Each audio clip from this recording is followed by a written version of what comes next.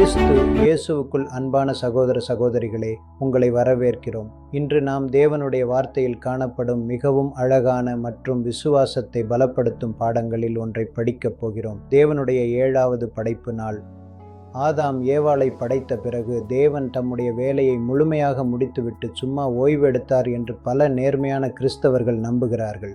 ஆனால் வேதாகமம் உண்மையில் அதை போதிக்கிறது. தேவன் கிரியை செய்வதை முழுமையாக நிறுத்தியிருந்தால் நம்முடைய கர்த்தராகிய இயேசு ஏன் என் பிதா இதுவரைக்கும் கிரியை செய்து வருகிறார், நானும் கிரியை செய்து வருகிறேன் என்று அறிவித்தார்? பைபிள் மாணவர்களின் புரிதலின்படி தேவனுடைய திட்டத்தின் அற்புதமான இணக்கத்தை இன்று நாம் கண்டுபிடிப்போம். ஆதியாகமம் 1ஆம் அதிகாரம்.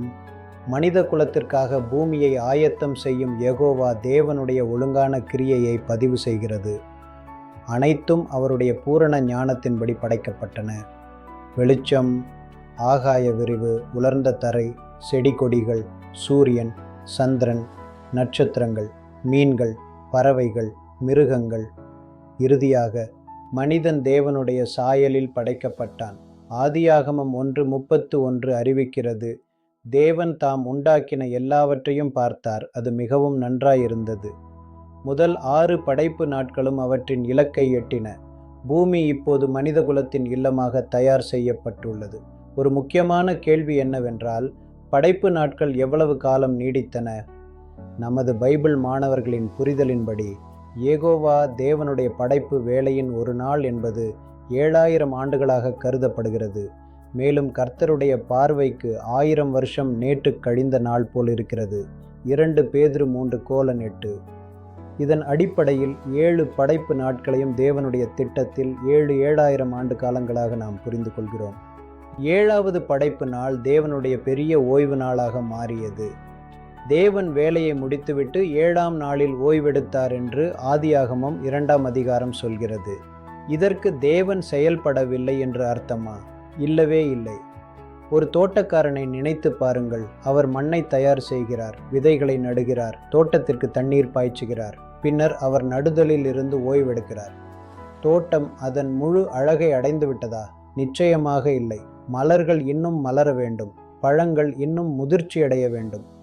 அதேபோல் யெகோவா பூமியை தயார் செய்யும் வேலையை முடித்தார். ஆனால் மனித குலத்திற்கான அவருடைய நோக்கம் அப்போதுதான் தொடங்கியது. தேவன் படைப்பின் ஒரு கட்டத்திலிருந்து ஓய்வெடுத்தார். மற்றொரு மிகப்பெரிய கட்டம் தொடங்கி கொண்டிருந்தது. நம்முடைய கர்த்தராகிய இயேசு இந்த பெரிய உண்மையை வெளிப்படுத்தினார்.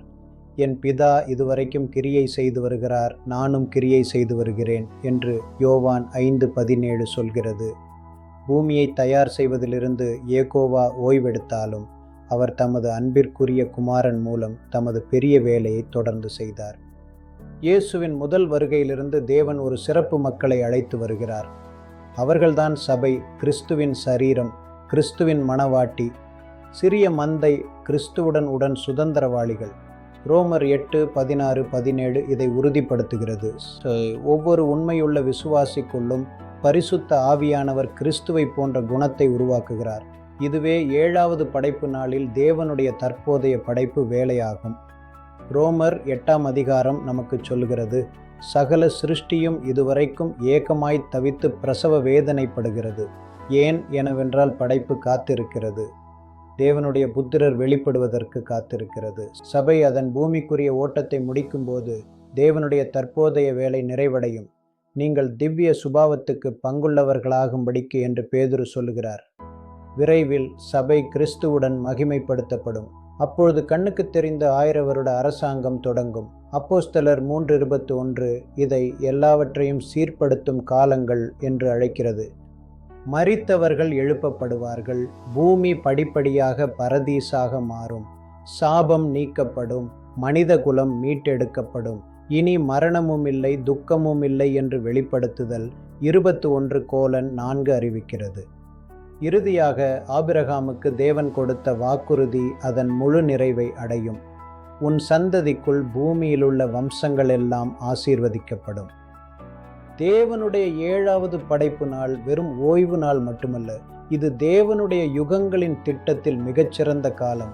தேவனுடைய மகிமையான திட்டம் நிறைவாக நிற்கும். கர்த்தர் உங்கள் ஒவ்வொருவரையும் ஆசீர்வதிப்பாராக. ஆமென்.